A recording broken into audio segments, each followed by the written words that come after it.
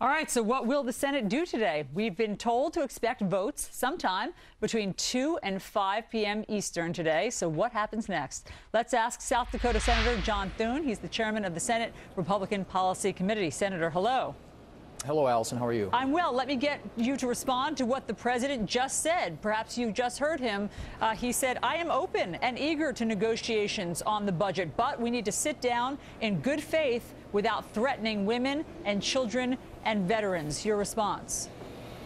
It sounds like scare tactics to me, Allison. The president could be involved in this process, should have been involved in this process a lot earlier on. And I was listening as you were playing his response to some of those questions at that news conference there. And his statement to me, what struck me about it is that he kept talking about middle-class families and jobs in the economy. The biggest impediment to a growing economy and job creation and greater take-home pay for middle-class families is Obamacare. We hear that everywhere, and that's why Republicans up here on Capitol Hill are trying very, very hard to find a way to keep the American people and the economy from having to deal with the harmful impacts of this very harmful law. And yet, Senator, as you know, the majority leader in the Senate, Harry Reid, will not help pass any legislation that defunds or delays Obamacare. So you're at loggerheads. So what will happen an hour from now? How will you break the impasse?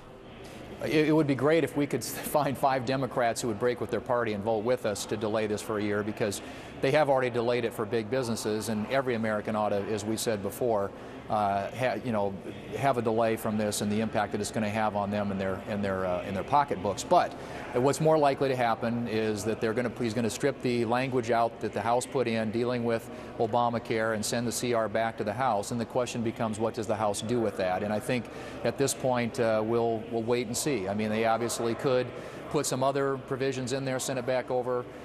They might send a short term, as was talked about earlier, CR over that would fund the government for a short period of time until we can get a bigger negotiation going forward. It doesn't sound like you're that optimistic that something will happen before midnight tonight. Is the government going to shut down?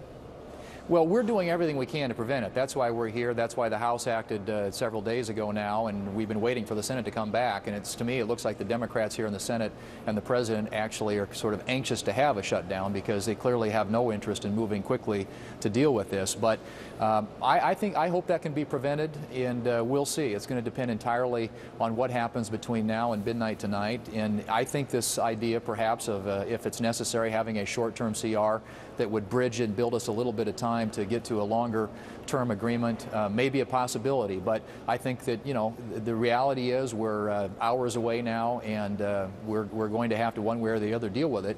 And I hope that we don't have a shutdown. That's certainly something that Republicans have been doing everything they can to prevent. So what do you say, Senator, to the 800,000 or so, the so-called non-essential workers who are going to see their pay cuts, their paychecks cut tomorrow if you don't find any sort of continuing resolution now? Well, it's totally unnecessary, Allison. We really don't have to. That doesn't have to happen. And I think it's probably very speculative to think about what might happen tomorrow. Obviously, preparations are being made. Everybody's doing that. Every office is preparing for that. But it's so unnecessary. And it would be, if the Democrats and the President were willing to negotiate at all on any of this. I mean, they've said, the President said, no negotiation. It's you're going to take it the way I want it. And that's true on this issue. It's true on the debt limit. And frankly, that's just an unreasonable position to take. The American people have said they want us to work together. They've made it absolutely clear that they're not fans of Obamacare. They want Congress to take action to give them some relief from that. Yep. Senator John Thune, thanks so much for taking time out of your day, and we will see what happens in less than an hour from now. Thanks, Allison. I heard some